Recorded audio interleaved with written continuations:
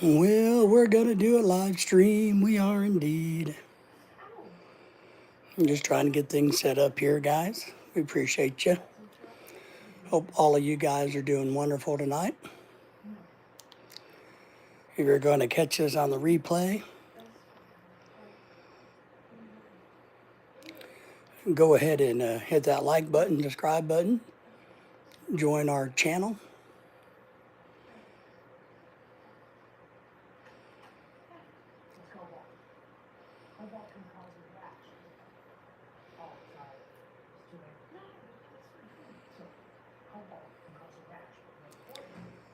We're going to wait a little bit for people to get in here. 2 thumbs up so far. Cricket customers in the house. Hello, how are you? How are you doing? We hope you're doing well.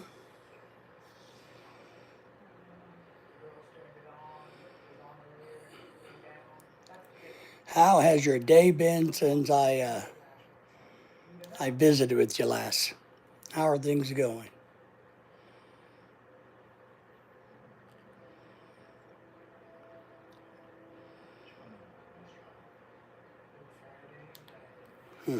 All right. Doing good? All right. Turn this light off. The same here, leaving with the Roosevelt.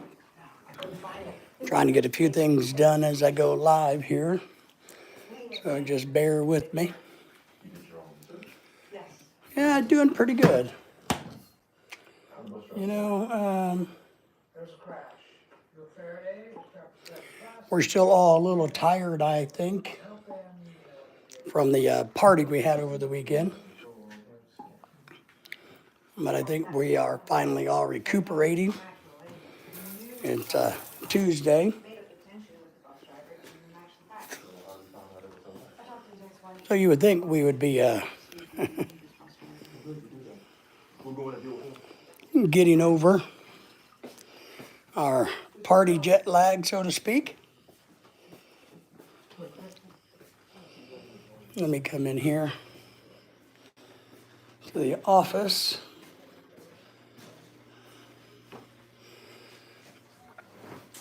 Get you guys set up here.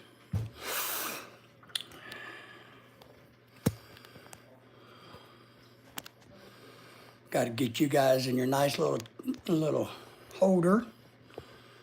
So yeah, good day overall. A little bit of running around to do, but nothing major. Put that on top of my Filipino cookbook.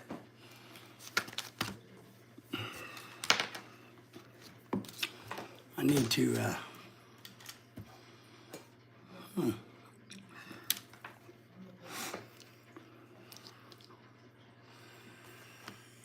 yeah, so it's a good day for us, good day for you, Cricket. So it sounds like everybody's having a pretty good day overall, right? What have you been doing all day? I need to charge one of my iPads. So I'm trying to get that plugged into the computer to see. Not charging. So, school? Well, I gotta go get, come with me. I gotta go get my battery pack out of the living room. So what did you do in school today? When are you out of school for the break?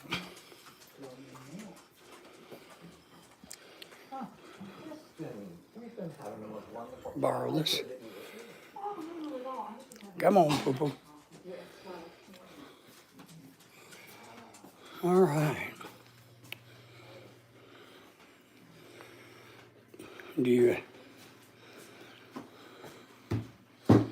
When does your winter break start? This week? That is coming, okay?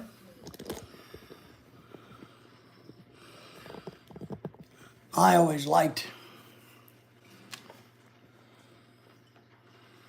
Maybe this is not any good. I always enjoyed Christmas break.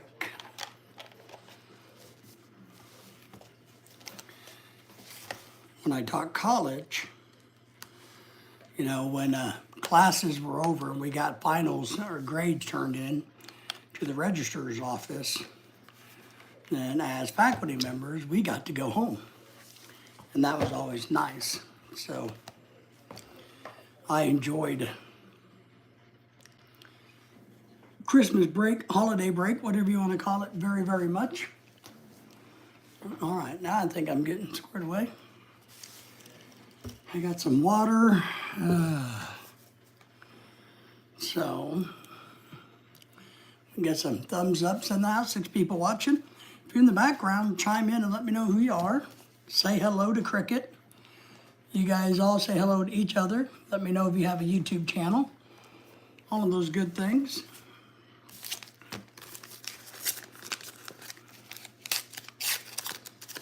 I'm checking my mail, see if we got anything good in the mail. And the answer to that is no. Nothing good in the mail. So,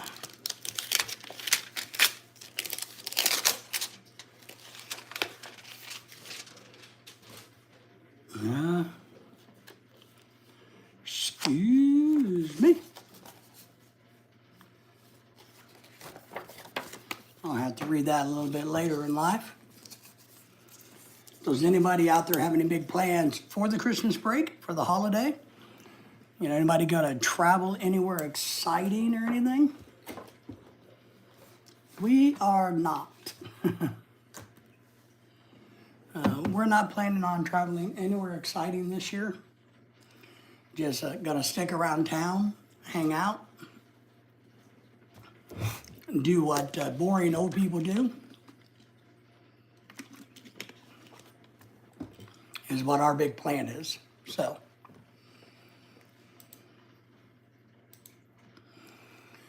oh man, we thank everybody for watching us, subscribing to us, helping us grow our channel.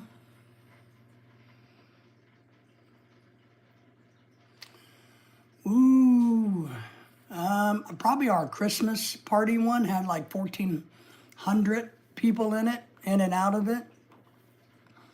On the average, we like this live stream, you know, as the night goes on, we'll get anywhere from 20 to 30, maybe, you know, at one time. But we might wind up with a couple hundred checking in on us throughout the night and commenting. Every time somebody comments, it really helps, because then YouTube goes, oh, you know, there's something happening, let's advertise that. And let's push that out more. So that's what we hope, is that when people come in, is why we encourage everybody to say hello, how are you, and say hello to each other. Because the more activity you have, the more chances YouTube will help us push out the live stream so it can be bigger and bigger. But I would say the largest we had were probably 1,400 people, which is really big, really big.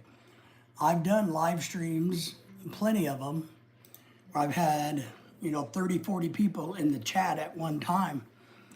And I will say that it can be a challenge to keep up with all the multiple conversations going on. Because what happens is, you know, it's like you'll ask a question, I'll try to answer it. Somebody else is asking a different question. I'll try to address that. And so we have that going on all the time. Bama Nolan's in the house. Good evening, David, and everyone in the chat. So he comes in and right away says hello to everybody. Bama, how are you? What's going on in your part of the world? Nothing too exciting in mine. You know, we're still kind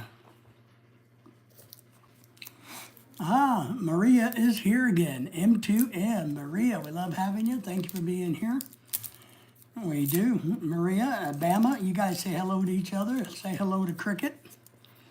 And how are things going in your part of the world, Maria? You got any new videos? Remember, If you're blue and you have a YouTube channel, you can drop a link if you want. You don't have to ask.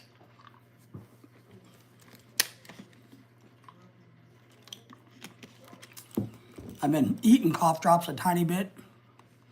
I feel like my voice is wore out, partly because of the weather, but partly because I talk so damn much. And I like cough drops. I like them.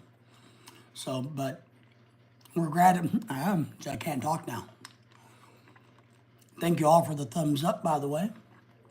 Things a little bit bumpy today with the kids. All right.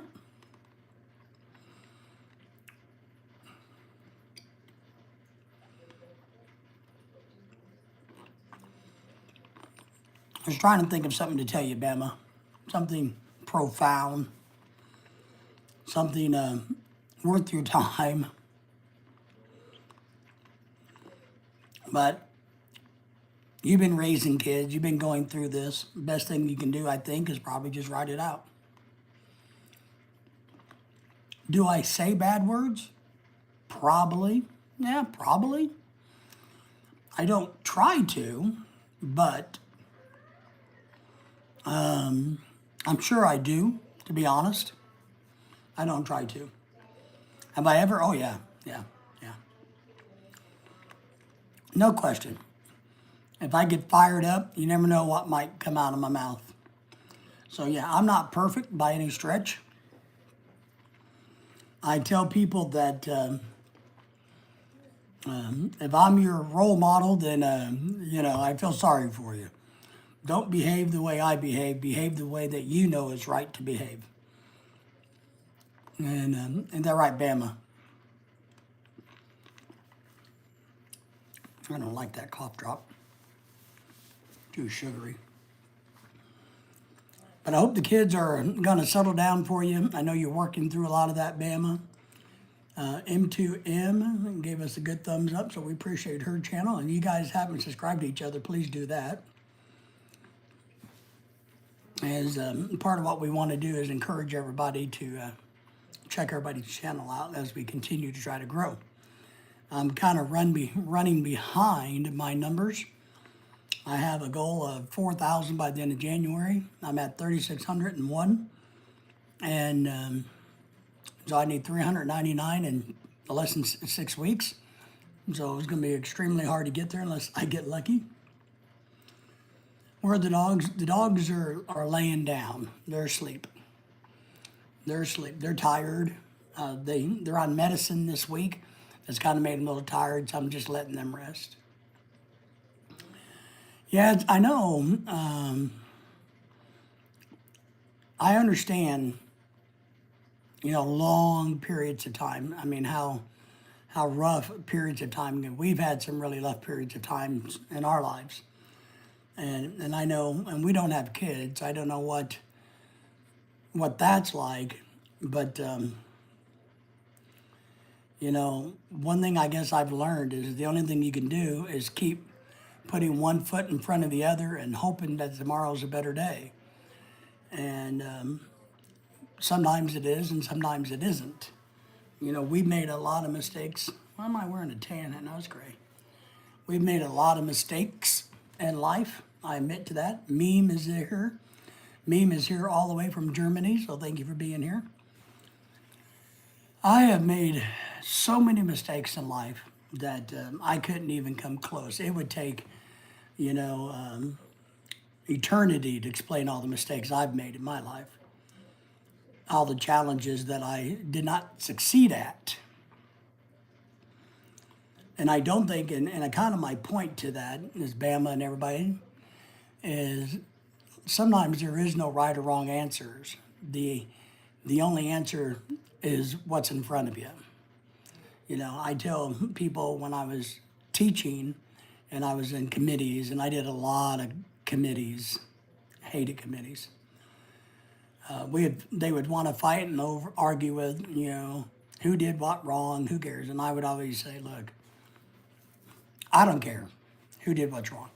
Let's keep moving forward.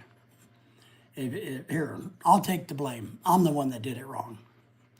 So I did it wrong. So now, because my philosophy is it's not about right or wrong, it's about continuous movement.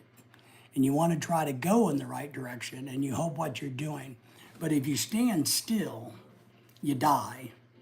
And I think that's in mental health issues, in physical health issues, and in life in general. I believe, I really do, and I know it's hard for all of us, especially for me. I really believe it's important to take the next step, even if you're not for sure what it is. I think the worst thing to do is to do nothing.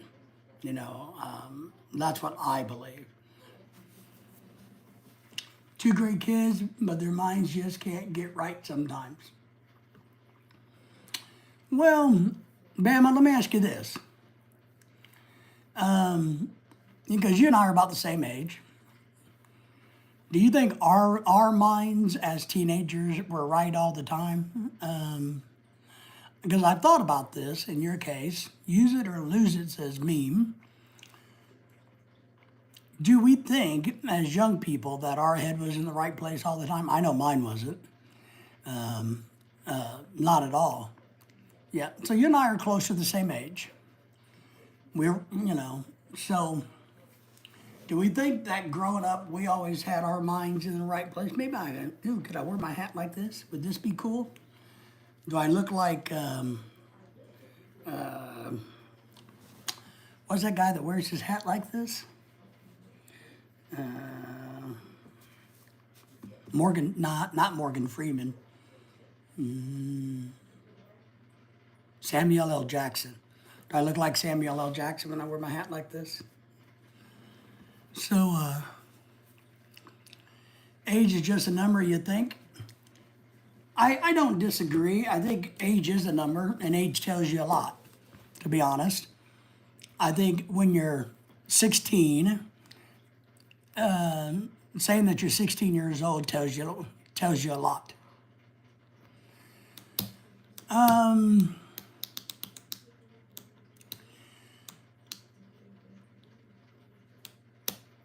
Bama, I think the generations are different. I think our world is just different. I saw a funny cartoon or a joke today, Bama, that you and I are in the generation, we are the last generation living before social media. So we are the only group of people out there that know what life was before social media. And I think social media is great. I also think that it has a lot of influences, more influence on people than we hope and imagine. So I can't say I never yelled. I mean, my dad was not a great dad. My mother died when I was 6.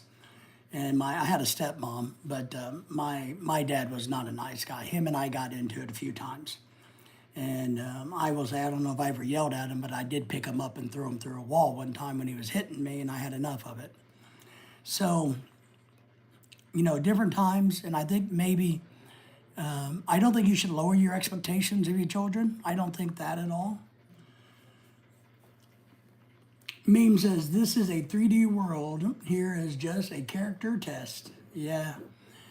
Well, everything we do is a character test. And that's something we should tell children. But a lot of times children don't understand that they're representing their self. How do you want to be viewed? I've had mentors over the years when I getting older ask me that question. Well, how do you want to be seen? How do you want to be viewed? But I don't think a 16-year-old gets that. But I do agree that age says a lot. Age says a lot. When you're 21, 25, 30, 35, it all says something. As I've talked about before, I'm starting to become one of the old ones, one of the old people around me. I don't know many. In my inner circle, I am one of the elders, which is crazy at my age to be considered an elder, but somehow I've become an elder. And even around guys my own age and older. I don't know how this has happened because, I am not a great guy at all, but somehow I've become a rational mind, a logical mind, a non-emotional, somebody that can look at things from different perspective guy, and somebody who gives out tons and tons and tons and tons of advice. And I don't know how personally I've gotten here. Don't know it. I know Bama and everybody that the life experiences shape us. And so what I hope for your kids is that they are learning some lessons through this. That when they get a little bit older, maybe they will realize some things. Yes, pretty simple. And the attitude now is, why are you asking me? Leave me alone, right? So how was your day? How was school? Simple questions. And you get attitude. Because society, social media has taught these young people that, how dare the parents be involved in their lives? How dare mom and dad ask what's going on? How dare you're invading my privacy? Well, sorry to tell you this, until you live out on your own and you're over 18, you don't have any damn privacy. So yeah. So I understand, Bama. I mean, I don't have kids, but I understand. Because maybe by being somebody who doesn't have kids, when I'm around, I just watch and I listen. I don't get involved, but I watch and I listen. So I know what happens. And but they think they have more God-given rights than they do at a young age now. Because that's what social media tells them. When they got these little 16-year-old kids on the internet making a whole bunch of money doing stupid shit and pulling pranks on people, they think of them as role models. Well, if they can do it, I can do it. I don't have to answer anybody, then why should, if Jack Dortree or whatever that kid's name was, or that other kid when they were, if they don't have to answer anybody, then why in the hell should I have to answer to my parents? Look, those guys are making millions of dollars. They don't realize. I did see another thing that I thought was really funny on the internet. Crystal Lynn Dawn is back. Just not kids, but it's adults. I agree. You're talking about misbehaving or thinking they had more God-given rights than they actually do. It is. It is. Social media is a great thing, but there's also a lot of negativity that comes from it from adults, and kids grow up to be adults, of course, and social media generation. That I want to pick on that kid named Jack. I think his name was Dortree or something. Jack Dortree. He started off when he was a minor doing stupid shit, became famous, and now he's a full-grown adult who's a blubbering idiot, and I think that makes other young adults think it's okay to behave the same way. Good evening, PAC. From Tim. Well, Bam, I really didn't have a topic tonight. I was just going to go with the flow. So it's good. But I think Crystal Lynn is correct. If you guys haven't subscribed to her channel, please do. And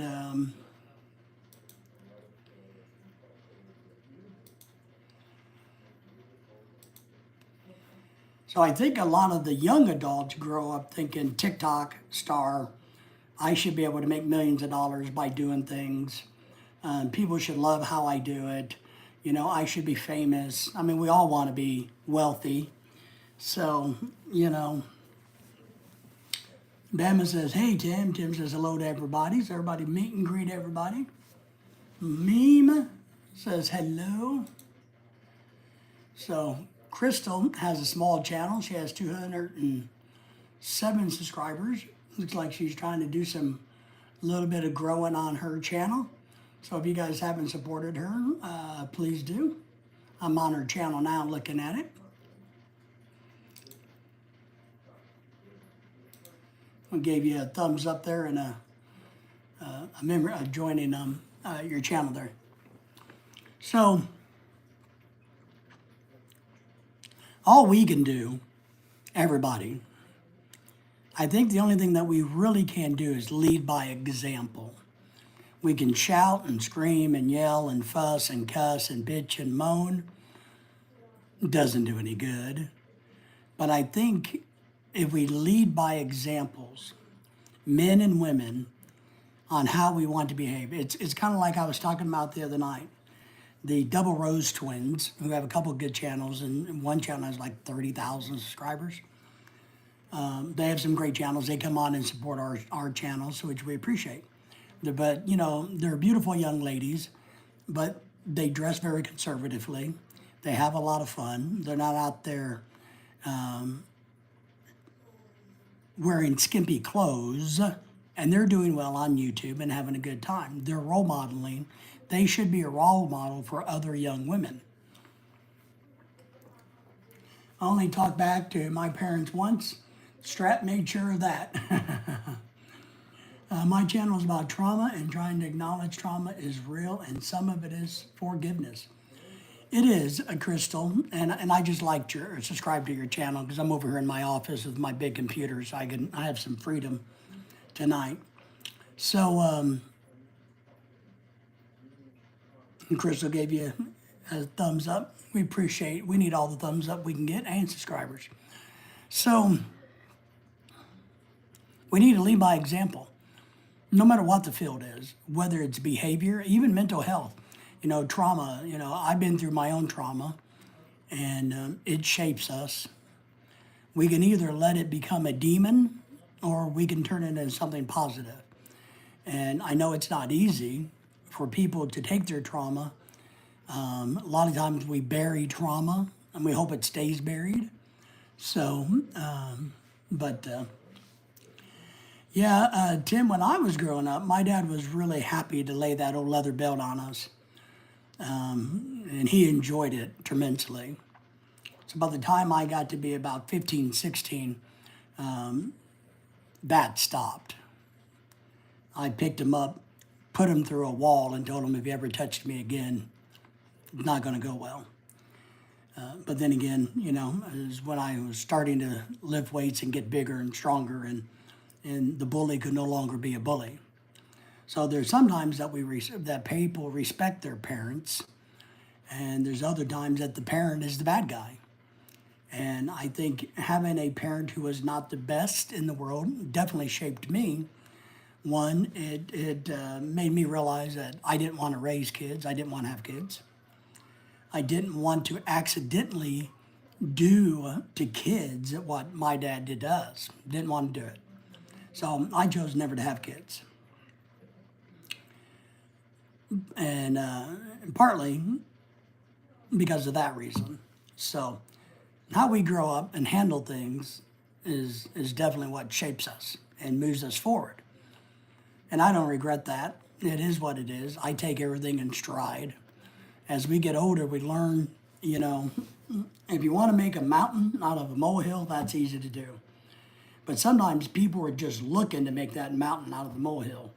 And if you give them power over you to make that mountain, then that's on you, because it's within you not to give your power away.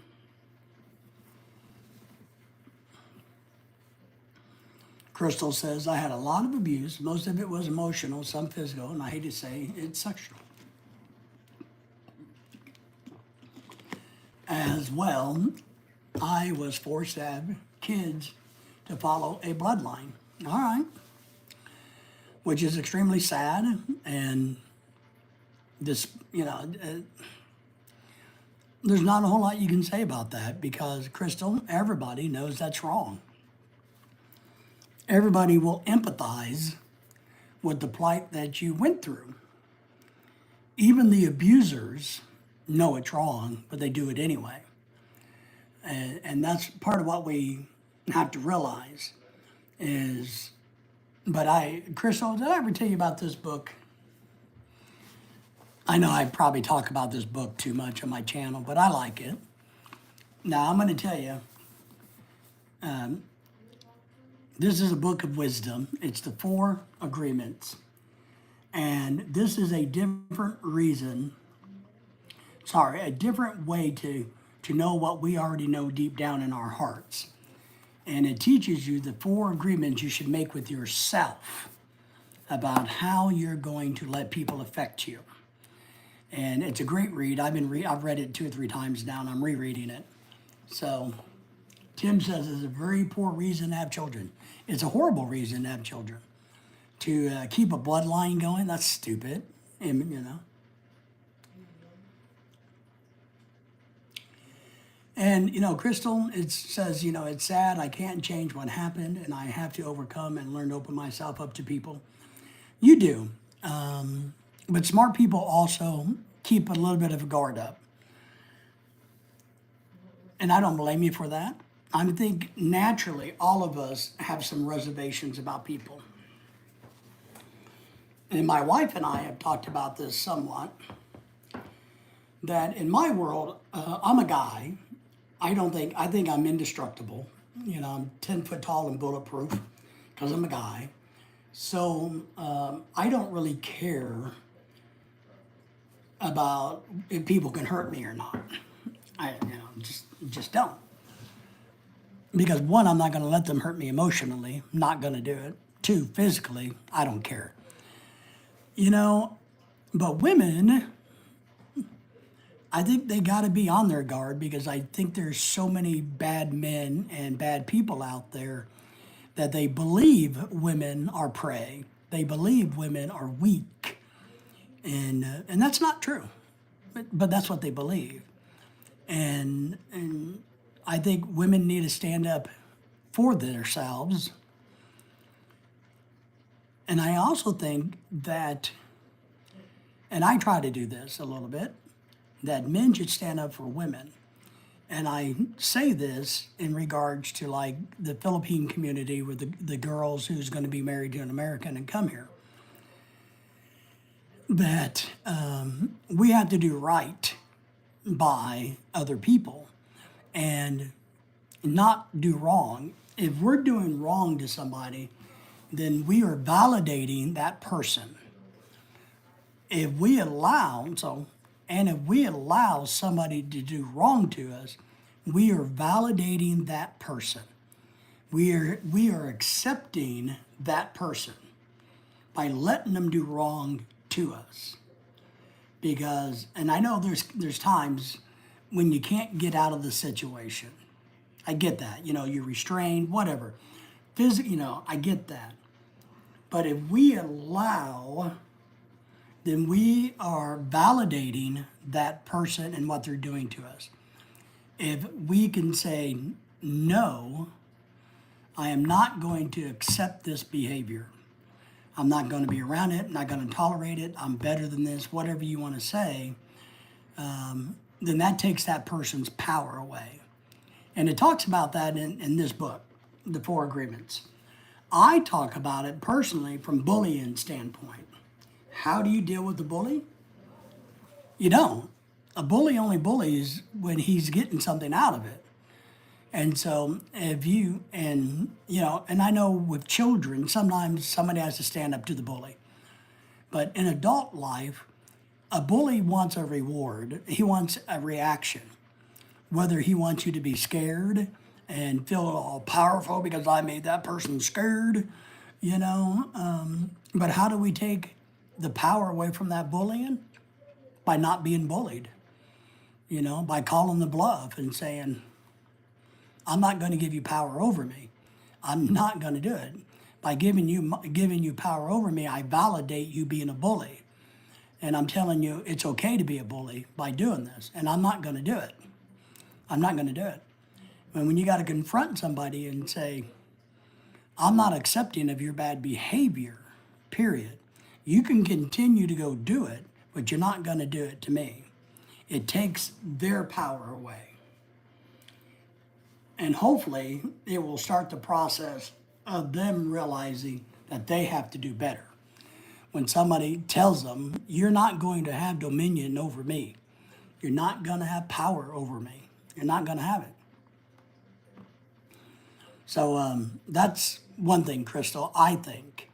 I know it's not a black and white, easy peasy thing to do. I'm not saying that, Crystal.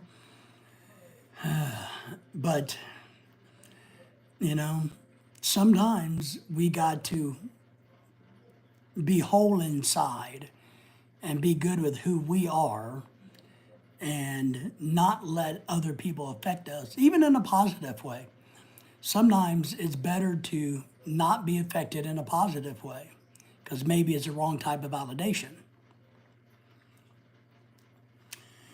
So Sugar Diana says, I am really sick. I just stopped by to say hello. Well, Diana, we hope you get feeling better. Make sure you drink your juice and get plenty of rest. Stay under the blankets and burn or overheat that sickness.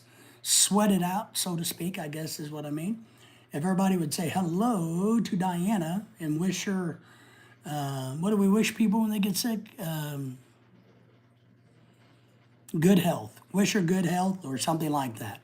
So everybody give Diana some love. We got a bunch of people in the background, so you guys come forward and drop a chat and let her know that you want her to get better quickly.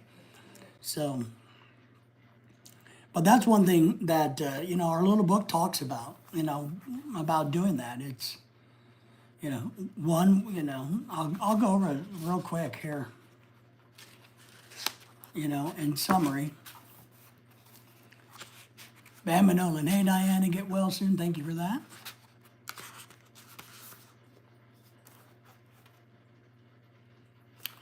So in this book, what you're going to read about, happy recovery, Diana, get better. Thank you for that. Is be impeccable with your world. That means you be the leader, you be the role model, you be the one that can say, I'm doing what is right. And I call that, in my world, before I read this book, was leading by example. Hello, Diana. Hope you are better soon. Hi, Diana. He's from Germany, so I'm sure he's saying something very kind in German. Thank you, Bama, Crystal, and everybody. So if we lead by example in our everyday life, that's the first thing we should do. We should worry about us and how we behave and how we interact. The second one, which is really hard, and I've gotten really good at this over the years, and I find it funny to find it in this philosophy, is not taking things personally. I tell my wife all the time, don't take it personal. Who cares? We get negative comments on the internet all the time. As an example, I get called all kinds of names, which is fine. I don't mind. I don't take it personal at all. I don't take anything personal. I don't take it personal when the bank lady is confused or gets messed up, or when I go to the doctor office and that lady is having a horrible day and she's acting like a bad word. I don't take it personal. I just don't care. Why do I want to waste my energy? Plus, I want to role model the behavior. And this is something that I do. And I know a lot of you guys know that I wear tropical shirts when the weather's nice. I have a fetish for tropical shirts. Diana says, you all are very sweet. I appreciate it. Yeah, they have a lot of sugar in them, Diana. They got a lot of sugar in them. So I wear tropical shirts when the weather's nice because that's how I want to feel. I want to feel like I'm in the tropics. I'm down in Florida or Aruba hanging out, and I got a colorful shirt on. So that's me trying to role model how I want to feel and how I want others to feel. Now, I'm cold now during the winter, so I'm wearing a big old sweatshirt. I don't know what I'm trying to project now, except for, holy crap, I'm cold. Crystal says, that's hard to do when it feels like sometimes you're under a spiritual attack in your mindset or subconscious. I try to catch the critic, but it's not a fast and easy process. It is not. And Diana, you may really benefit from this book. It's not going to mess with any, it doesn't contradict any religious beliefs. it re-emphasizes it in just different ways. Tropical surge can make a person feel good. That's it. And I've had a chance to walk into my doctor's office wearing a really cool tropical shirt, and he's told me, he's like, I really like your shirt. And I said, well, good, blah blah blah blah blah blah. I would offer to give you one, but you're richer than me, so you're not going to get one. And I've had doctors and people actually tell me over the years, I was having a really shitty day until I saw your tropical shirt and made me feel better. And I'm like, well, that's part of the plan. That's part of the plan. I know it's hard not to take things personally, especially when they're in your face and they're standing there and they're, but you can't take it personal. You know why they can't take it personal? Because they're not you. You guys are not the same. They're an individual, you're an individual. So you can't take it personal because they are not you as a person. You are you, they are they. So that's one of the big things. Don't take things personal. And if you got to take a step back and say, look, I'm going to intentionally not take that personally, that lady just had a bad day.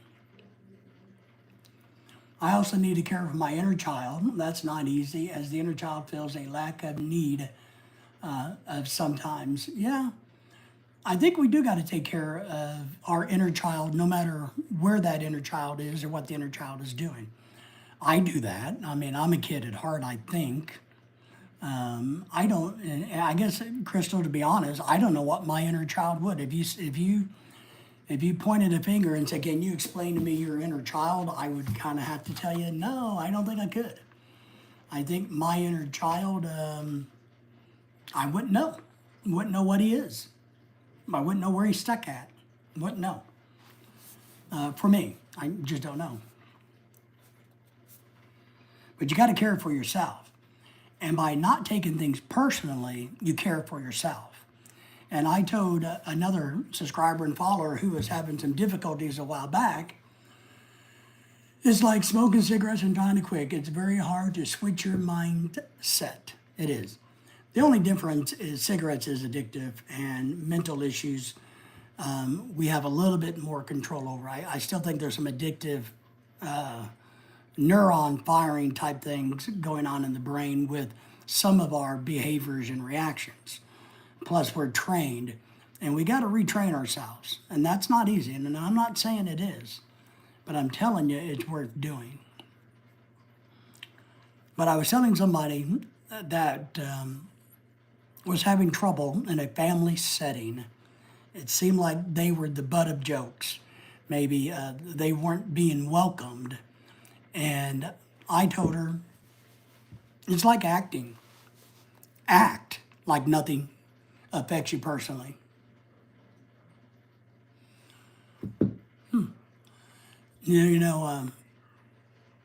Nobody. So act like nobody bothers you. Act like you're not fazed by these people insulting you. Because one, when they realize they're not going to get to you, the bully syndrome, then they're going to back off and leave you alone. If they start figuring out, oh crap, I can't get under this person's skin, whether they do or don't, but you don't let them know that. And so you go into these settings acting like it's not going to bother. Diana says, yeah, of course, about the nicotine or the nicotine in the brain stuff. So it is hard to switch, but you need to act that way. So, and look, I know maybe this is a little cheesy, but if you act like I'm just going to say this because I believe in the positive and positive, negative, negative. I believe in that philosophy. I've had it for years. If you act like, for example, you're a good person, then you're going to be a good person. If you act like an asshole, then you're going to be an asshole. That's who you're going to be. So if you act like people bother you, then that's what's going to happen. But if you act like they don't bother you, eventually, as you keep doing that, they're not going to bother you. Because no longer is it acting, it becomes reality. If I try to go around acting like a jerk all the time, Well, I'm going to pretty much become that jerk. I know some of you guys are already thinking, what do you mean become a jerk? You're already there. So really, that's interesting. You wouldn't know what your inner child needs. I don't, to be honest. I don't even know if I have inner child, I don't know what my inner child needs. I have no clue, seriously. And I wouldn't even have an inkling of where to start. I really wouldn't. I don't have that. I feel like at this point in time in my life, I have everything I need. I'm good. It's best time of the life, except for we're poor. Money, my inner child could use a bigger allowance, you know. But other than that, so don't take anything personal. And then don't make assumptions. So we're not going to assume that person doesn't like us or that person's going to hurt us. We need to not, and Crystal, if you know how I can figure out my inner child, I'm happy to look for the kid. But don't make assumptions. Don't make an assumption that somebody is going to be good for you. Don't make those assumptions. Let it play out in real time. Diana, I've heard that if you listen to them intently when they are running their mouths, yes, when they stop talking and you say, "Are you okay?" that messes them up. I agree. I used to call that in my world letting people run out of gas. And so here's a trick not to take things personally, because it's not about you, it's about the person. So if you get into a discussion with somebody and they're just going on and they won't let you get a word in, it's not about you. It has nothing to do with you personally. It has everything to do with them. So let them run out of gas till they get exhausted and they're done. They've said their piece and they've called you everything they've called you. If they bitched about everything they bitched about, let them run out of gas. And then you can make headway.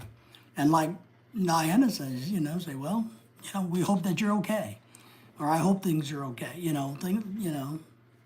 because when people are going off the rail at other people, it's usually not about the person, it's about them. It's about their insecurities. It's not about the victim, it's about this person here going through the crap that he's going through, and I'm attacking you because it makes me feel better. I explained my inner child as being a child who was neglected and still learning. My inner child is myself looking for the support and love they never got growing up.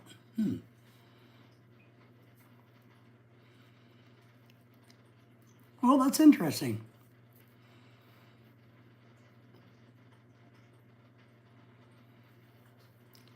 So you're kind of trying, if I get this right, looking at your inner child as what did you not get when you were a child? So is that okay to say that you're kind of looking at it as like, what did I not get that I wanted or needed when I was a child? So for me, I grew up abusive in a rough environment, but I also had some really great people around me. So I had I had the best of the best and the worst of the worst. Kind of weird, I guess, but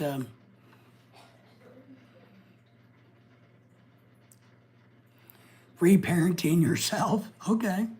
Well, I don't think you need to be reparented. You need to just embrace you. I mean, when somebody says parenting, I think of somebody giving you boundaries. Boundaries. Tim, take care of everybody. Time for the gym. Tim, appreciate you, Tim. Go to the gym, get a good workout. Let us know when you get your heart test done, Tim. So that's kind of like Bama. Bama's going through some parenting stuff. And so from him, that's what I look at parenting as putting in guideline places. I don't think we need to reparent ourselves as adults. We need to just embrace who we are and how we want to be. Good time at the gym, Tim.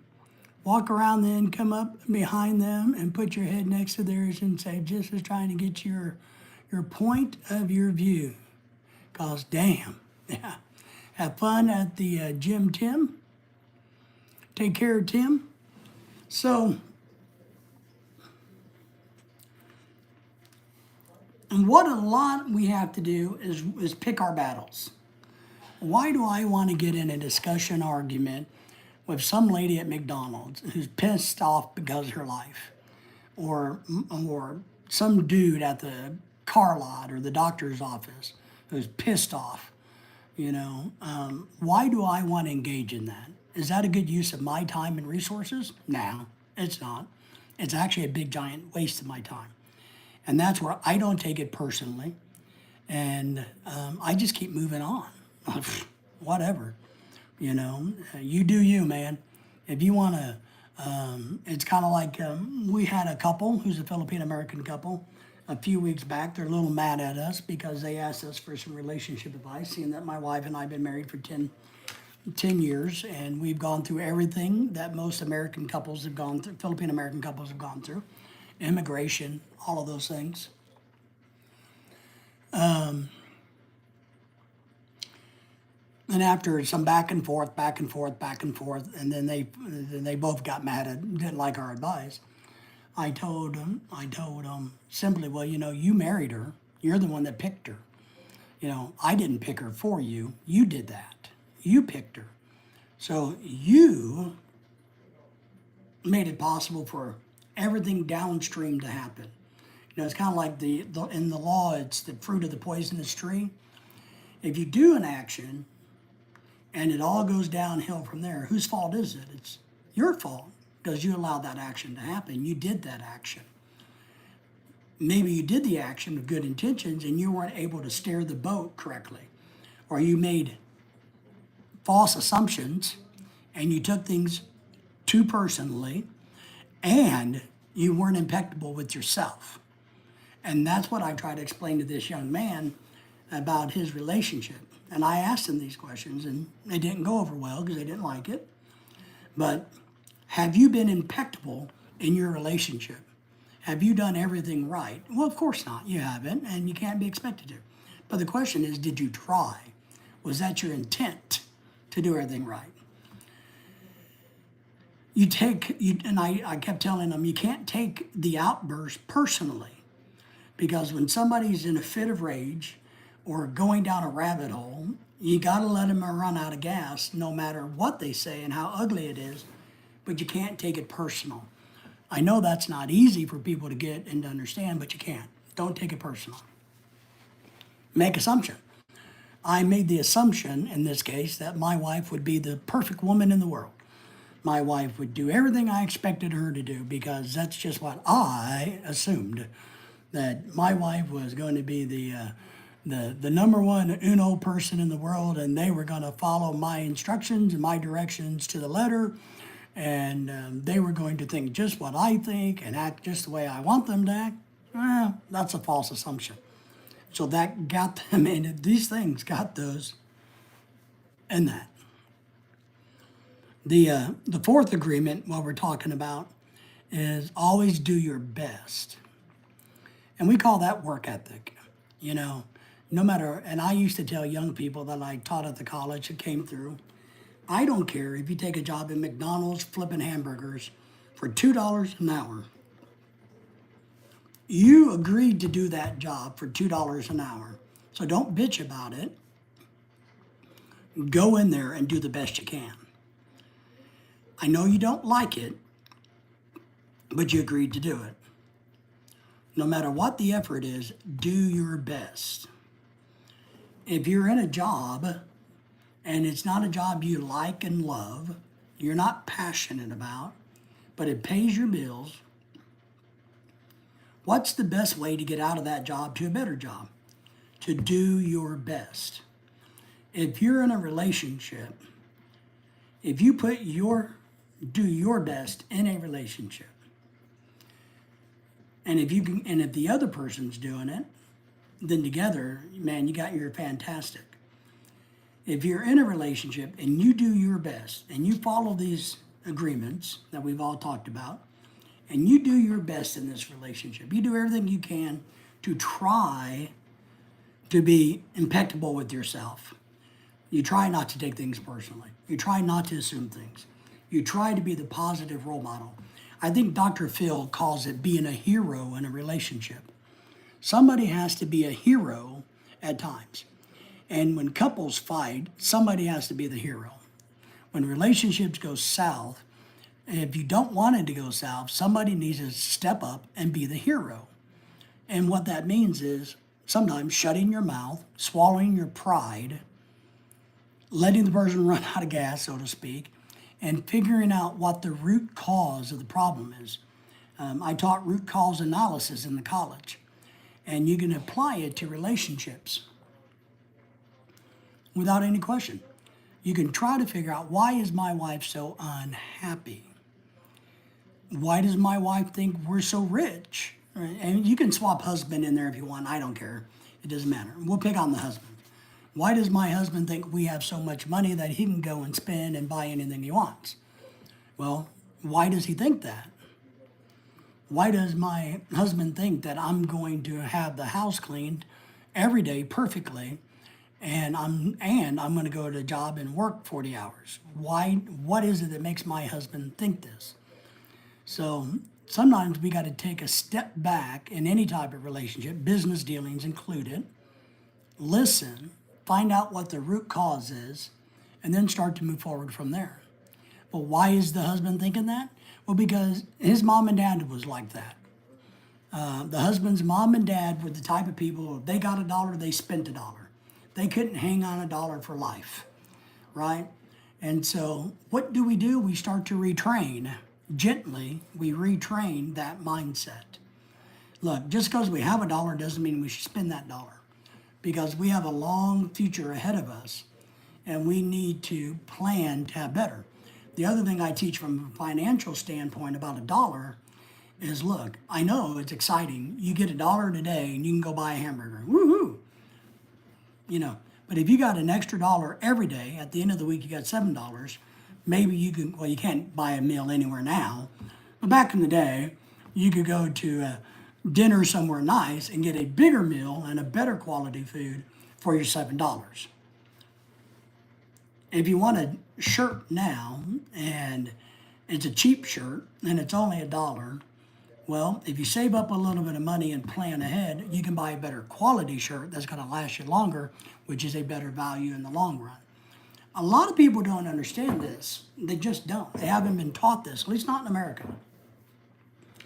They haven't been taught that don't spend every dollar you got. A wise man told me, and I like this saying, this. All right, I'm going to tell you, there's a company now that's worth over $1 billion. And I know the original owner, met him once. He's deceased now. But I know one of his besties, one of his guy friends, who has millions of dollars, who had multiple companies. And I was having lunch with him a while back. And he was telling me stories about back in the day about him and these, and I don't want to use names, but these Fortune 500 companies now that live right where we are, how they were all buddies and they helped each other.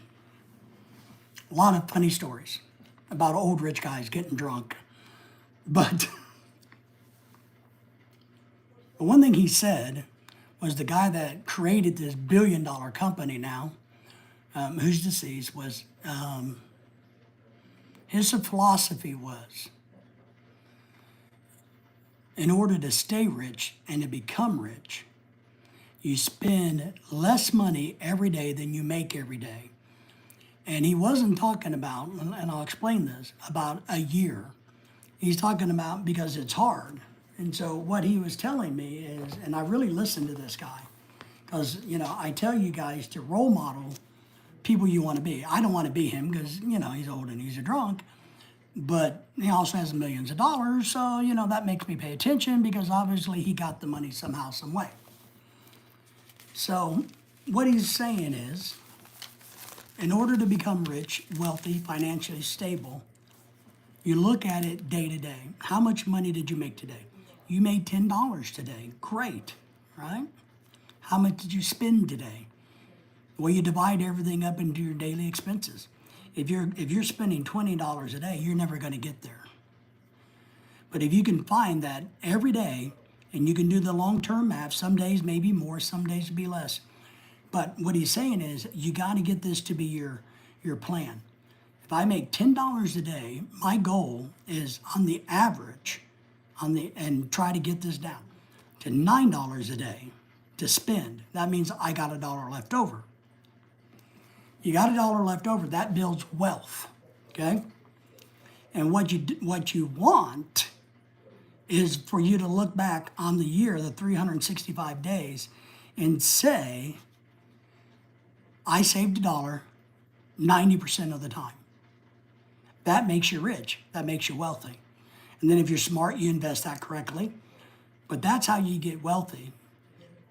You spend $1 less than you make every day. And that's a real simple formula. So I haven't done it, to be honest. I should. Maybe next year I'll do that. I'll create a spreadsheet and I will try to figure out how much we spend today. You know, I can do it by the month, then divide it by the days in the month. And then I'll look at how much we bring in and how much we're saving. And I got a feeling that I won't be happy with my results. I'm not going to be tickled to death because we are spending more than we make. I'm sure of it. Or we spend what we make in a year. And what you're going to find if you chart this, when you start this, you're going to be like this. Your chart's going to go like this. Because on one day, you're going to save $2. One day, you're going to spend $40 over. Another day, you're going to save $5. It's going to be all over the place. But the key, when you start to recognizing these peaks and valleys, is to narrow them down. So over time, it's more like this versus this. So, Meme, sorry, I missed your comment there. My German has not caught up with you, my friend. So that's a way financially to take care of business, to do things. And I think it's a great way to do it. If you want to have money, if you want to have a future. So maybe you got to teach the husband who doesn't think that way. And women have a plus. Sometimes, you know, men are pretty rational. If you sit down and we have a soft spot in our heart for our women. We just, otherwise you wouldn't be our woman. Right? So, and this is where women have a power over us men. A lot of times women can sit down and be sweet to us and nice to us and say, honey, I would really like to try this. I would really like to work on this. And it would mean the world to me if we can, and the guys are going to go, oh, well, if it's, you know, our heart's going to go, well, we want to make our wives happy. We want to, you know, do that. So, all right, you know, we can work on that. So men have a little bit of a weakness when it comes from doing it from that angle. How do we get the women to do it? I don't know. I'm a guy. I don't know.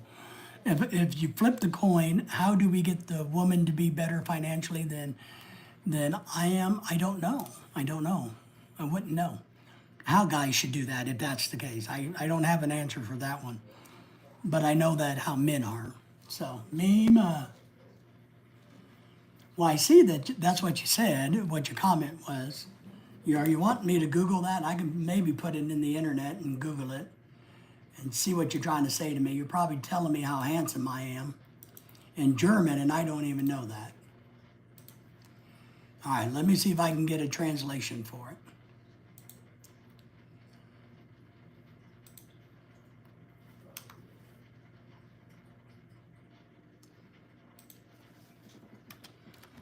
I got a feeling you're just talking about how handsome I am, is what I get the feeling you're trying to say.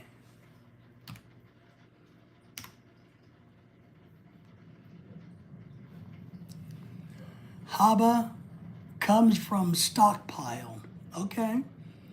So,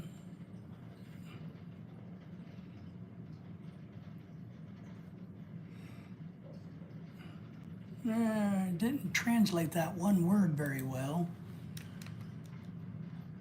I'm going to try to translate this. Hang on. Halton.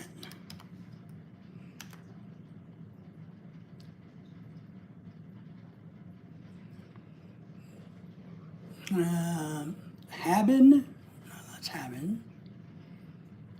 It doesn't. Google wants to keep changing your German word. Let me try Haben.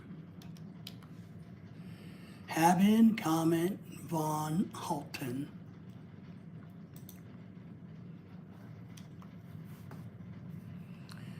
To have comes from holding. Is that what it means, meme? To have comes from holding. Yep. So haben is to have. Commit, or is comes. Von is from. Halten is holding, which kind of makes sense. So lay out some things that you both want to do in the future, and this is what we will need to be able to do to afford it. That's a great answer to the question. Being rational and saying, look, what are your goals? And sometimes, Diana, the problem comes as, especially, I don't know, sometimes people that are used to spending that dollar every day don't have goals. That's one thing I've learned in my years dealing with people at the college, men and women both, especially people that come from families where, they're just spending as they go. They get a paycheck, they got to go spend a paycheck. They don't have goals. They don't have a long-term vision of where they want their life to be. So sometimes you got to get them to work on that a little bit more. You got to poke and prod and tell them, and get them to dream. Because one thing people have to understand, it's okay to dream. If you don't have any dreams, then you don't have a future. It's a German proverb. I also tried to translate English, but it doesn't make sense. Well, I get it though. In order to have, you must hold, I think is my translation of it. So in order to have, you must hold. So in order to have things for the future, you need to have money in the bank, so to speak. It's kind of how I'm twisting your German proverb. But I understood a couple of those words, like von and Halten. I knew what Halten was. So maybe someday I could learn German. I have German blood in me. Maybe if I start trying, the German blood would come out of me, and you never know. I might become smart. I don't know. But that's one thing that I've learned over the years, and I've had to teach my students at times. What are your goals? What are your dreams? And they're like, well, what do you mean, what are our dreams? And I'm like, well, don't you have a dream? No. I've talked to couples, because I've been doing counseling, whatever you want to call it, advisement for God, probably 20 years. Longer. We've been married 10 years, longer than that. So I've been doing this type of stuff for a long time, and I feel like I'm a life coach, and I'm going to become a certified one next year. So, but a lot of people don't stop and think about that. They don't stop and go, what do I want my future to look like? Because they don't think it's achievable. They think, oh my God, it is so hard to make that dollar, even though I'm going to go blow it today. I better blow it before I lose it, that they can't see the future. And so sometimes it's hard to get them to see the future, but we got to work with them on that and saying, look, you can have things. You can have better. Your parents was not correct in their assumption that you got to spend what you get. You got to live for today. There's that old saying, you got to live for today. Well, no, you need to live for tomorrow. I hate to tell you this, but if you're living for today, then there is no tomorrow for you. If you don't plan for tomorrow, today doesn't matter, because tomorrow won't be there. Do you want to have, this is what I don't understand about, and I'll pick on alcoholics, and I know it's a disease, but even people that just like to drink and smoke dope and get high and do drugs, You know, I know they're caught up in their addiction, but, you know, they say, oh, I want better. Well, no, you don't, because you're not trying to do better. It's same thing, you know, with people.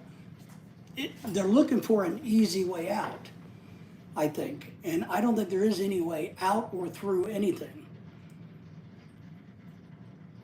I think you got to make sacrifice. And I've done it. I know others that have done it. I think you got to make sacrifices to get to different places in life. And I encourage people to sacrifice. And I encourage people to stop and go, you know, is it really going to hurt me to save $10 a day? Let's start off small. You know, what do we do if we can save $10 a day and put it aside? Let's do that for 1 month and see how much money we have. Now, the problem is, if you save the $10 a day, you get your $300 and you go out and buy a bunch of beer with it. Well, now you just blew your entire strategy all to hell. So you got to be careful about that. But truly, if you can convince people to spend less than they make every day, you are golden. You will be wealthy. Period. Period, period, period. Sanders, my friend, is in the house. How are you? Sanders, are you at home or are you just getting off work? We're talking about mudget. We're talking about deep subject matter stuff. This is what we're talking about, my friend. Let me let you guys see my beautiful face.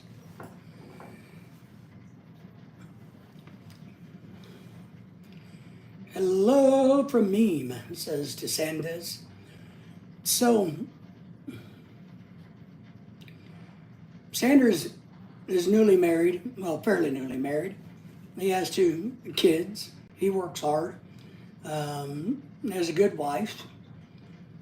They have a plan, you know, and you got to work those plans. It's just like Lorelei and I. Just finished at Sam's Club now on my way home. Woohoo, Sam's Club.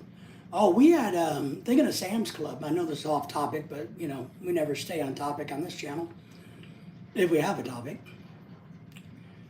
A friend of ours for Thanksgiving brought over a Sam's Club apple pie.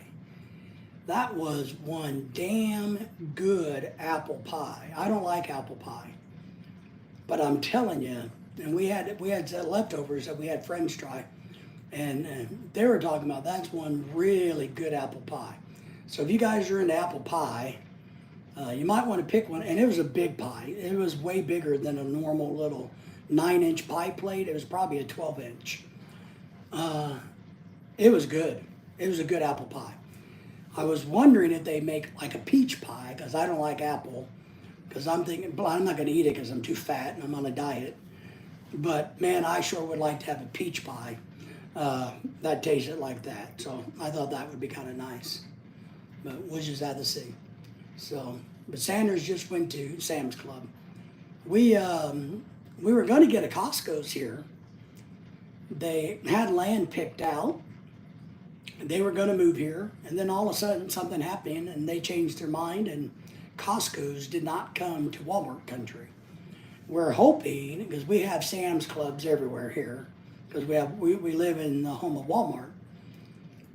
And so we're hoping we might get a Costco's, but we don't have one as of this point. So, and if you guys don't know, Sanders has a YouTube channel, so subscribe to his channel. He does live streams also. So walking his dogs out in the Texas air. So he has a lot going on in his channel. But that's how I see it. If you want to do better in life, you can do better in life. It's truly up to you. What is it that you want out of life? What kind of life don't you want? Maybe that's a good way to for everybody individually to look at things. What kind of life do you not want? You know, because it's easier, a lot of times, it's easier for people to go, well, instead of saying, I would like my blah, blah, blah to be like this. I would like my wife to be like this. I would like my job to be like this. For most people, it's much easier to say, I don't want a job like this. I don't want to marry a girl like this. So when you can rule those out, and once you become honest with yourself and you're willing to stand up for what you feel, for instance, I was never going, and I never did, and I never would. I was never going to date a smoker and never definitely marry a smoker, and I didn't. Being a smoker was off the table for me, period. I don't care how cute you were and how smart you were. I don't care how rich you were. Smoking, I wouldn't do. So I would get friends to introduce, or friends would introduce me to somebody, and when I figured out they were smokers, no, thank you. No, I'll pass. Yes, we have Aldi's here. We do. We have. They're pretty common. Let me say that. They're really common. They become more and more popular. We've had Aldi's in this part of the United States probably since the late 80s. And Aldi's, if I understand it right, was created by two brothers. Smokers against your religion. Yeah, I mean, it just was a no-no. For me, Sanders, it was a deal breaker. Nope, not going to do that. Not going to do it. But yeah, we have Aldi's. A lot of people shop at Aldi's. They're popular. Lorelai and I really don't shop at Aldi's. Maybe we should try, but we really don't. We haven't done that much. But so that was a big deal for me. And of course, here's the other big deal. And look, and you girls can get mad at me if you want, and I'm okay with that. But being a smoker was a deal breaker. The other thing was a lot of makeup. I can't date. I can't date now because I'm married. My wife won't let me date. But when I was single, I got introduced to girls that wore a lot of makeup. I wouldn't date them. Wouldn't do it. Why would I want to date somebody that looked like a clown? We are the same, Sanders says. The Aldi brothers, that's right. I also think my friend James told me, doesn't Aldi's also own like Pigwin Eds or something? I think Aldi's is owned by or owns another company.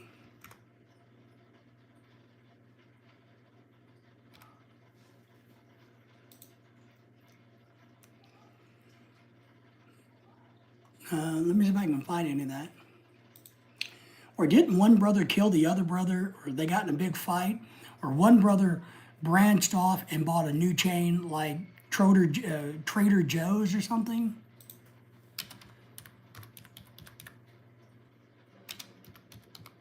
Because I got a friend out in California that was telling me this. Well, standards, I think it's okay to have standards.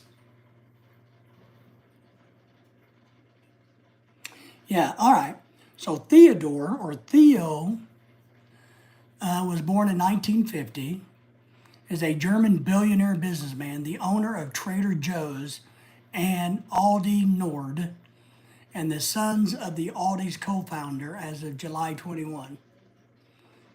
He's worth about $20 billion.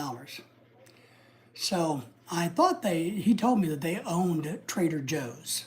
So I didn't know if you knew that or not, meme, but your German folks owned Trader Joe's as well. Do you know what a Trader Joe's is? I don't think I've ever been to Trader Joe's.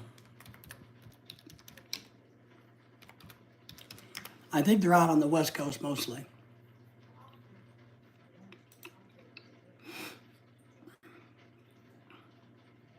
I think the closest one to me is about a 2-hour drive.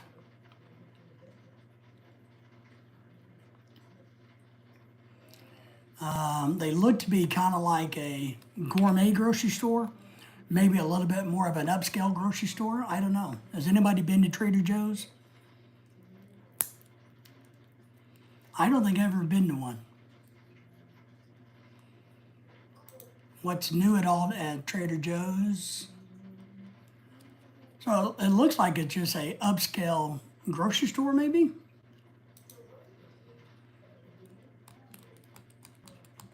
Sells higher, more expensive products, maybe? So Trader Joe's is a grocery store like Aldi's, except for it's fancier.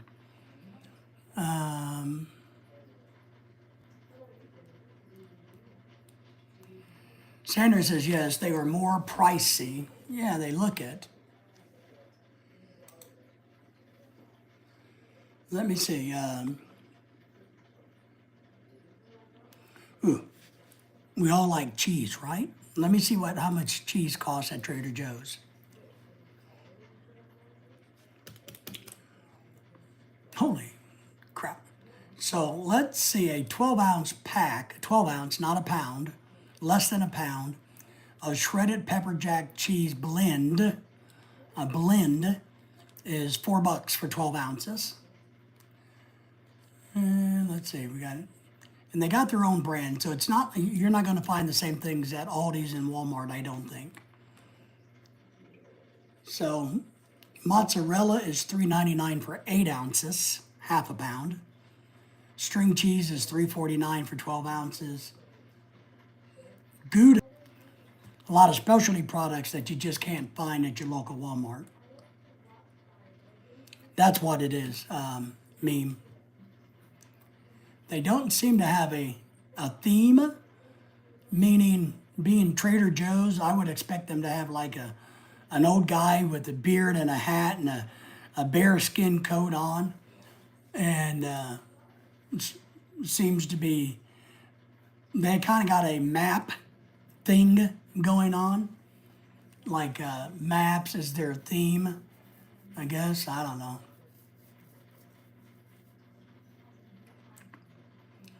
They do got Dutch food. I don't know if they carry German food or not. Gouda. I love cheese. Man, I'm a cheese freak.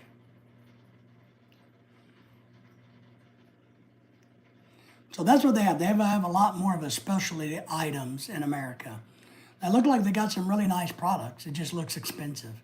They even got stuff for doggies. They got English toffee ice cream they're selling. Moose flakes. Man, it must have been hard to flake that moose. So yeah, that's what they are. I don't know if they have a thing about their history.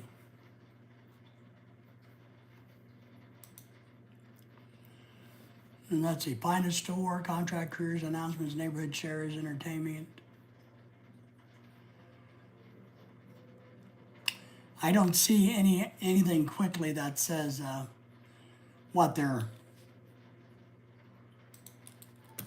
history is. I don't know how many stores. I'm trying to figure out how many stores they have in America.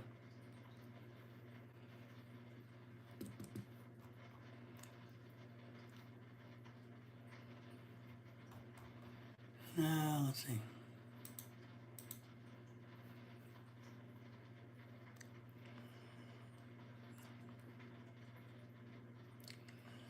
Yeah, 2 hours, 3 hours from us. They should put one in here where we live. I bet you do well. We have Whole Foods and Fresh Market and all of those here, and they do pretty well because there's a lot of rich people that live here. So, I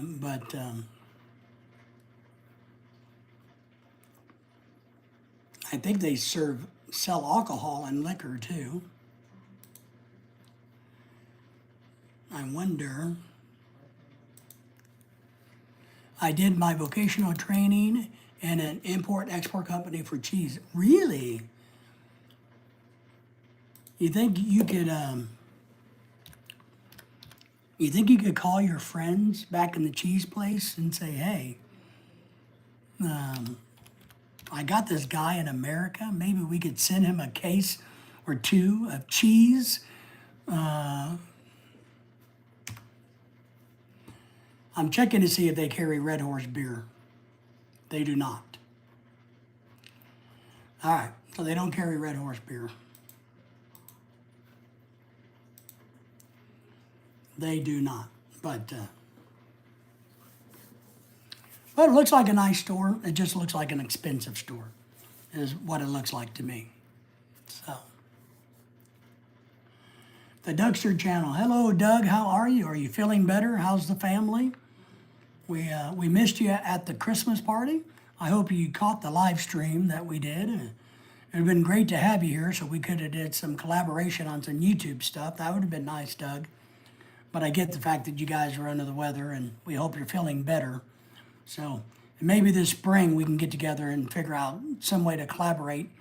And we could definitely do a co-live stream if you want sometime. Like this right now, I can invite you to do this. I got to do it in the beginning, but you can come up. Lorelai and I did this a while back. She was in the other part of the house, and I was in the other part of the house. And she's live streaming in the kitchen, and I'm live streaming back here, and we're both on the live stream together. So you can do that.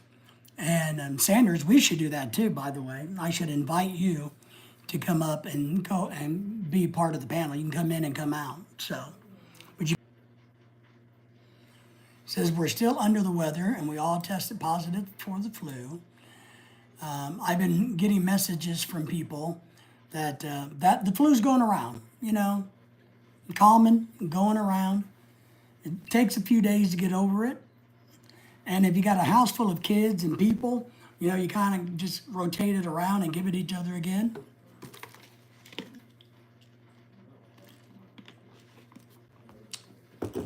Let's see. I'm going to click on your link,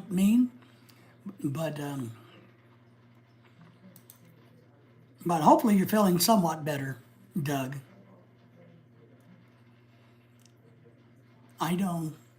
My German is weak. Oh, here's a translate button. Ooh, I can translate it. I found a translate button. Oh, this is cookies.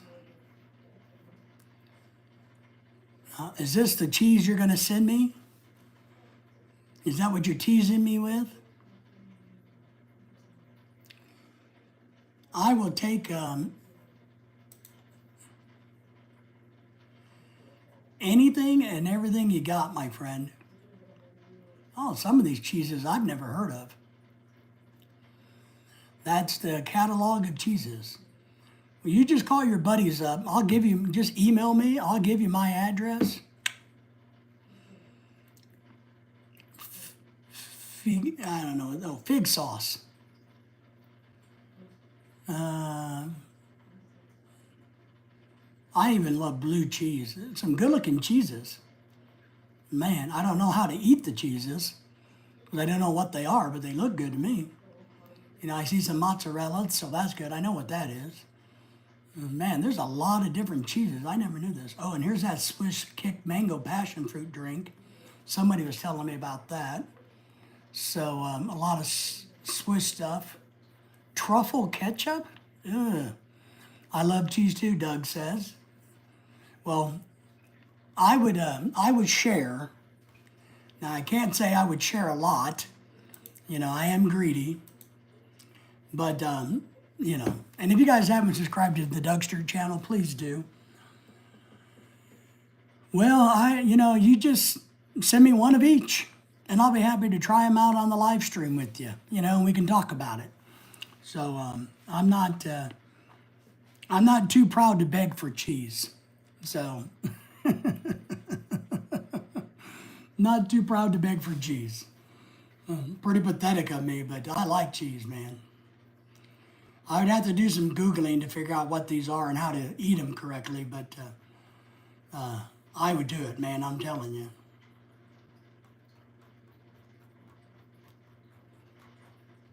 A small selection of our diverse product range. Very nice, my friend. Thank you for sharing that. So I learned something new. I'm always learning something new. Oh, I know, the transport. Nobody wants to pay for the shipping across the world. I know, it's crazy, right? I mean, that's the problem. And of course, getting it through customs. There's nothing to guarantee that customs is going to let things through.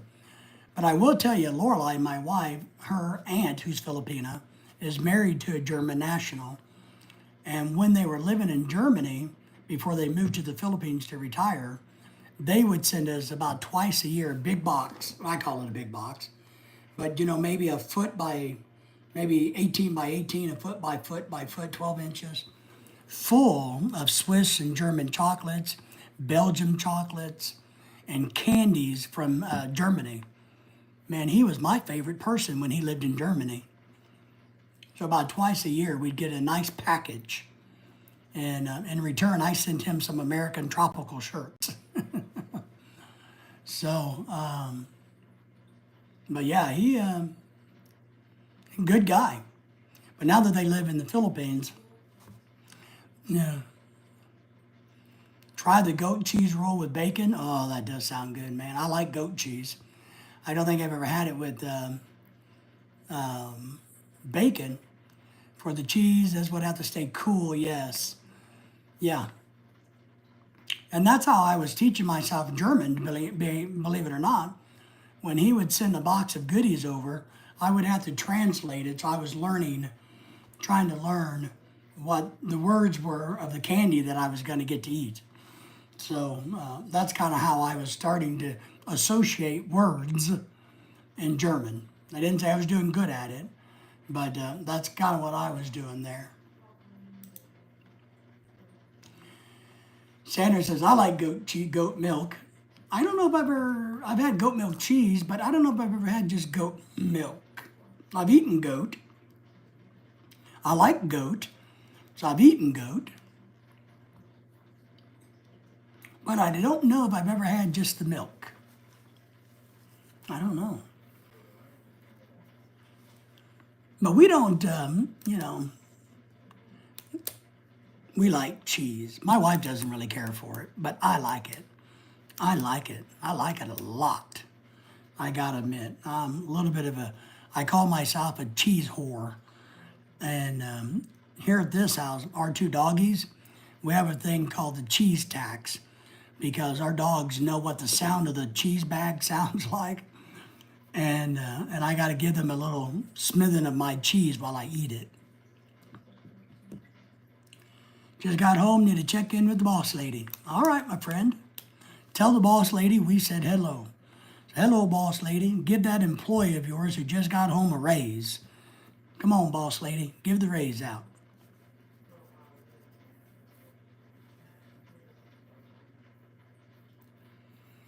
Okay, so we're going to wrap it around the cheese and then fry it. Wow. How do you keep talking about deep frying it? Yummy, yummy in my tummy. Woohoo. I'll try anything cheese related. I don't even like anything spicy, but I've eaten hot pepper with cheeses because I like the cheese so much. One of my favorite cheeses is blue cheese. I love blue cheese. I like it. I like it a lot. I try not to eat as much cheese because, it's kind of not good for you. It kind of makes you fat if you eat too much cheese, but I like the cheese. So I like it, I'm telling you. Some of my favorite snacks is cheese. Cheese and crackers, cheese and peanut butter, cheese and bacon. If you fry up bacon strips and you just take some cheddar cheese and you slice it really thin and you lay it on the bacon and you just eat that, I'm telling you, that's some good stuff.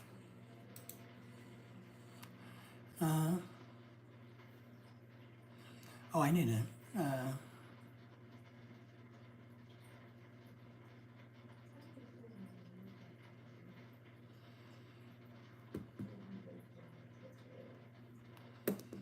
I see. Hang on, I got to respond to something real quick, everybody.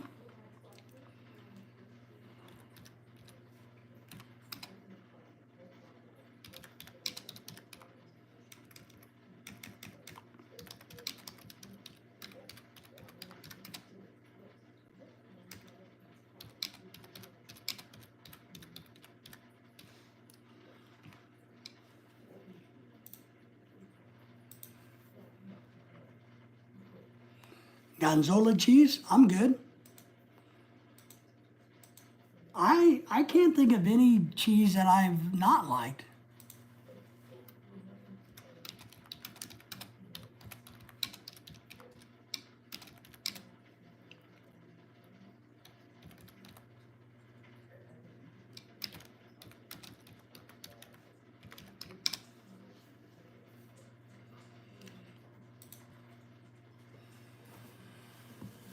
Gonzola, what is your favorite cheese in Germany? What's your go-to cheese? It's like in America, I think cheddar is there. Cheddar in America is our go-to cheese.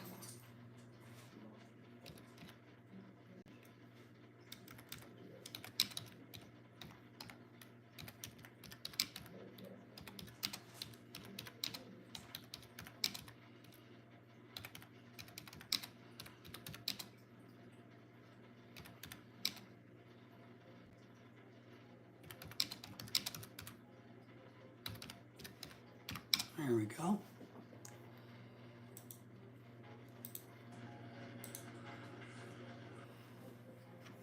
So what do you go for in Germany?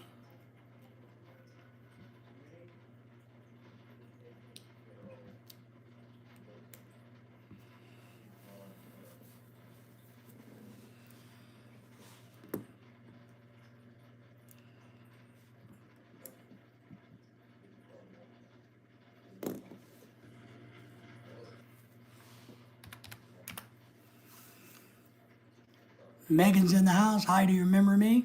Yes, I remember you. How are you, Megan?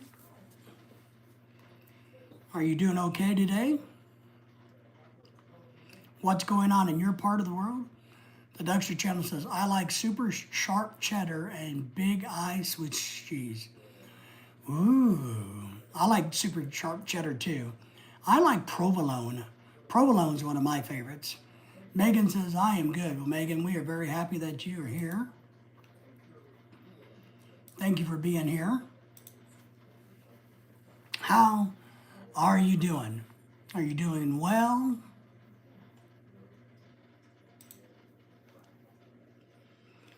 Meme says his favorite is, I don't know that one, cremula? Let me Google that, okay?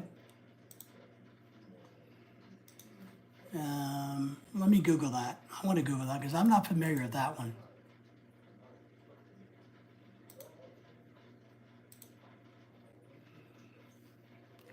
Well, I've never had this one.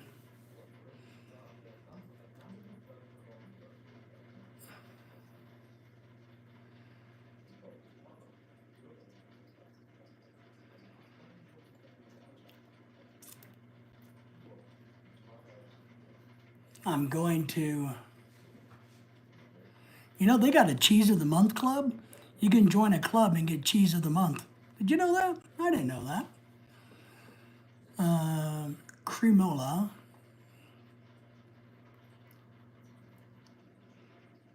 I'm trying to find